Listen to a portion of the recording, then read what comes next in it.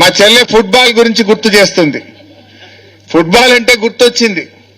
ఇవాళ పిల్లలు చదువుకునే పిల్లలకు ఫీజు రియంబర్స్మెంట్ ఇవ్వమంటే డబ్బులు లేవంటున్నాడు. రిటైర్డ్ ఉద్యోగులకు వాళ్ళ పెన్షనల్ బెనిఫిట్స్ ఇవ్వమంటే డబ్బులు లేవంటున్నాడు. రైతులకు రైతు బంధు ఇవ్వమంటే డబ్బులు లేవంటున్నాడు. గురుకుల పాఠశాలల్లో పేద పిల్లలకు అన్నం పెట్టు కడుపు నిండా అంటే పురుగులన్నం పెట్టి 160 మంది పిల్లలు చనిపోవడానికి కారణమైనాడు. మాట్లాడితే డబ్బులు లేవు, నన్ను కోసుక తింటారా అంటాడు.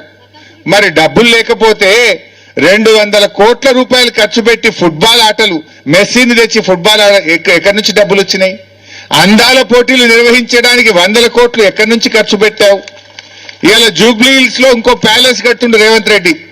100 కోట్ల రూపాయలతో ఆయన క్యాంప్ ఆఫీస్ కడుతున్నాడు ఎంసీహెచ్ఆర్డీలో. 100 crores పెట్టి ఎంసీహెచ్ఆర్డీలో సీఎం క్యాంప్ ఆఫీస్ కడతా ఉన్నాడు. డిప్యూటీ సీఎం 5 కోట్లు ఖర్చు పెట్టి 3వ క్యాంప్ ఆఫీస్ కట్టాడు. మొన్న 20,000 కోట్ల రూపాయలు బడా కాంట్రాక్టర్లకు బిల్లులు ఇస్తున్నారు.